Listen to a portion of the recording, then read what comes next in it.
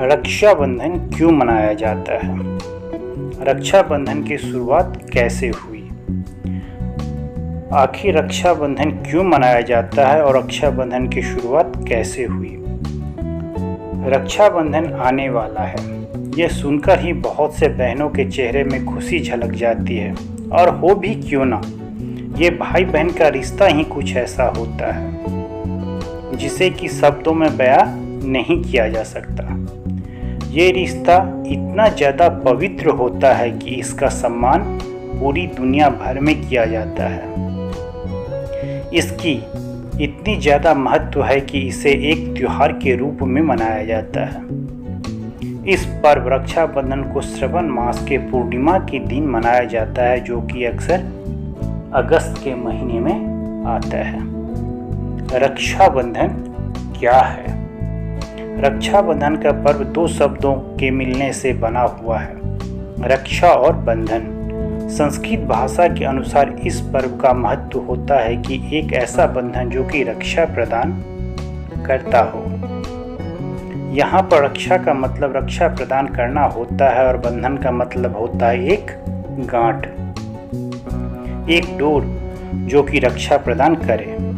ये दोनों ही शब्द मिलकर एक भाई बहन का प्रतीक होता है। यहाँ ये प्रतीक केवल खून के रिश्ते को ही नहीं समझाता, बल्कि ये एक पवित्र रिश्ते को जताता है। रक्षाबंधन भाई बहन का प्रतीक माना जाता है। इसके अलावा यह त्योहार भाइयों को याद दिलाता है कि उन्हें अपनी बहनों की रक्षा करनी चाहिए। रक्षाबंधन क्यों मनाया जाता है? रक्षाबंधन असल में इसलिए मनाया जाता है क्योंकि ये एक भाई का अपने बहन के प्रति कर्तव्य को जाहिर करता है। वहीं इसे केवल सगे भाई बहन ही नहीं, बल्कि कोई भी स्त्री और पुरुष जो इस पर्व की मर्यादा को समझते हैं, वो इसका पालन कर सकते हैं। इस मौके पर एक बहन अपने भाई के कलाई में राखी बांधती है।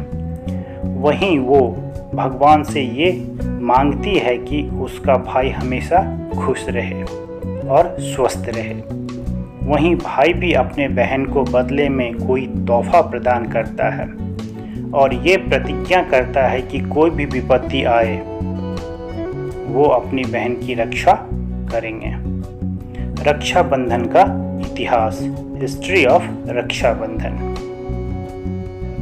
रक्षाबंधन का इतिहास बहुत पुरानी है। राखी का त्योहार पूरे भारतवर्ष में काफ़ी हर्ष और उल्लास के साथ मनाया जाता है। यह एक ऐसा त्योहार है जिसमें क्या धनी क्या गरीब सभी इसे मनाते हैं। लेकिन सभी त्योहारों की तरह ही राखी इन हिंदी के भी एक इतिहास है। ऐसी कहानियाँ जो कि दंत कथाओं में काफ़ी लोकप्रिय है। चलिए रक्षाबंधन की शुरुआत कैसे हुई के विषय में जानते हैं। नंबर 1, सम्राट अलेक्जेंडर और सम्राट पुरु। राखी त्योहार के सबसे पुरानी कहानी सन 300 BC में हुई थी। उस समय जब अलेक्जेंडर ने भारत जीतने के लिए अपनी पूरी सेना के साथ यहाँ आया था, उस समय भारत में सम्राट पुरु का काफ़ी बोलबाला था। जहाँ अलेक्जेंडर ने कभी किसी से नहीं हारा था, उन्हें सम्राट पुरु के सेना से लड़ने में काफ़ी दिक्कत हुई। जब अलेक्जेंडर की पत्नी को रक्षाबंधन के बारे में पता चला, तब उन्होंने सम्राट पुरु के लिए एक राखी भेजी थी, जिससे कि वे अलेक्जेंडर को जान से न मार दे।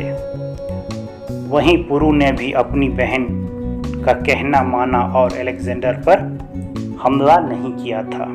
नंबर 2, रानी कर्णावती और सम्राट हुमायूं। रानी कर्णावती और सम्राट हुमायूं की कहानी का कुछ अलग ही महत्व है। ये उस समय की बात है जब राजपूतों को मुसलमान राजाओं से युद्ध करना पड़ा था। अपनी राज्य को बचाने के लिए राखी उस समय भी प्रचलित थी, जिसमें भाई अपने बहन की रक्षा करता है। उस समय चित्तौड़ की रानी कर्णावती हुआ करती थी। वो एक विधवा रानी थी और ऐसे में गुजरात के सुल्तान बहादुर शाह ने उन पर हमला कर दिया। ऐसे में रानी अपने राज्य को बचा सकने में असमर्थ होने लगी। इस पर उन्होंने एक राखी सम्राट हुमायूं को भेजा इनकी रक्षा के लिए, और हुमायूं ने भी अपनी बहन की रक्षा के हेतु अपनी एक सेना की टुकड़ी चित्तौड़ भेज दिया, जिसके बाद में बहादुर शाह के सेना को पीछे हटना पड़ा था। नंबर 3, इंद्रदेव की कहानी। भविष्य पुराण में ये लिखा हुआ है कि जब असुरों ने राजा बलि ने देवताओं के ऊपर आक्रमण किया था, तब देवताओं के राजा इंद्र को काफी क्षति पहुंची थी। इस अवस्था को देखकर इंद्र की पत्नी शची से हो रहा नहीं गया और वो विष्णु जी के करीब आई इसका समाधान प्राप्त करने के लिए। तब प्रभु विष्णु ने एक धागा शची को प्रदान किया और कहा कि वो इस धागे को जाकर अपने पति के कलाई में बांध दे। और जब उन्होंने ऐसा किया तब इंद्र के हाथों राजा बलि का पराजय हुआ। इसलिए पुराने समय में युद्ध में जाने के पूर्व राजा और उनके सैनिकों के हाथों में उनकी पत्नी और बहनें राखी बांधा करती थी, जिससे वो सकुशल घर जीत कर लौट सके। नंबर 4, माता लक्ष्मी और राजा बलि की कहानी।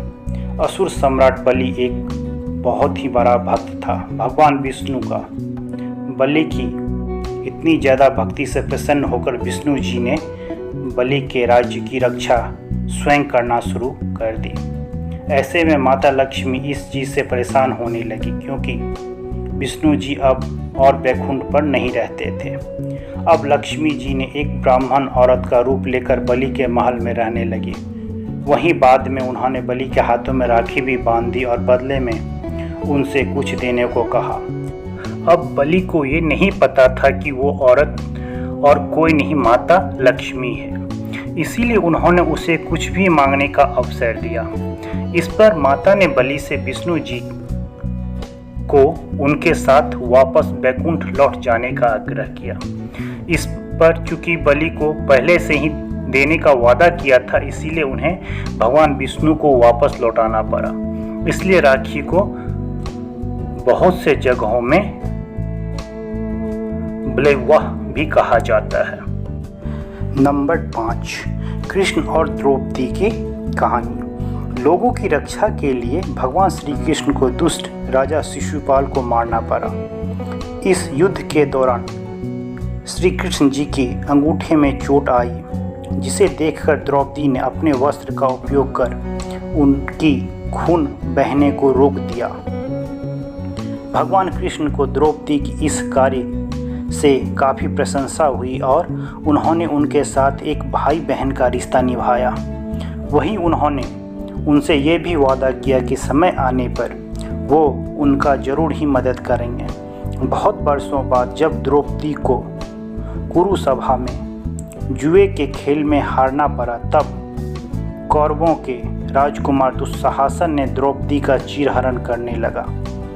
इस पर श्री कृष्ण ने द्रौपदी की रक्षा करी थी और उनकी लाज बचाई थी। नंबर 6, महाभारत में राखी। भगवान कृष्ण ने युधिष्ठिर को ये सलाह दी कि महाभारत के लड़ाई में खुद को और अपने सेना को बचाने के लिए उन्हें राखी का जरूर से उपयोग करना चाहिए। युद्ध में जाने से पहले इस पर माता कुंती ने अपने नाती के हाथों में राखी बांधी थी। वहीं द्रौपदी ने कृष्ण के हाथों पर राखी बांधी थी। नंबर 7, संतोषी माँ की कहानी। भगवान गणेश के दोनों पुत्र शुभ और लाभ इस बात को लेकर परेशान थे कि उनकी कोई बहन नहीं है। इसलिए उन्होंने अपने पिता को एक बहन लाने के लिए जिद की। इस पर नारद जी के हस्तक्षेप करने पर बाध्य होकर भगवान श्री गणेश को संतोषी माता को उत्पन्न करना पड़ा। अपने शक्ति का प्रयोग कर वहीं ये मौका रक्षाबंधन ही था जब दोनों भाइयों को उनकी बहन प्राप्त हुई। नंबर 8, यम और यमुना की कहानी। एक लोक कथा के अनुसार मृत्यु के देवता यम ने करीब 12 वर्षों तक अपने बहन यमुना के पास नहीं गए। इस पर यमुना को काफी दुख पहुंची। बाद में गंगा माता के परामर्श पर यम जी ने अपनी बहन के पास जाने का निश्चय किया। अपने भाई के आने से यमुना को काफी खुशी प्राप्त हुई और उन्होंने यम भाई का काफी ख्याल रखा। इस पर यम काफी प्रसन्न हो गए और कहा कि यमुना तुम्हें क्या चाहिए। जिस पर उन्होंने कहा कि मुझे आपसे बार बार मिलना है। जिस पर यम ने उनकी इच्छा को पूर्ण भी कर दिया, जिससे यमुना हमेशा के लिए अमर हो गई। रक्षाबंधन का शुभ मुहूर्त 2023। रक्षाबंधन 2023 का शुभ मुहूर्त 30 अगस्त 2023 रात 9:01 से 31 अगस्त सुबह 7:05 तक रहेगा। इस समय बहनें अपनी भाई को सुबह से शाम तक कभी भी राखी बांध सकती है।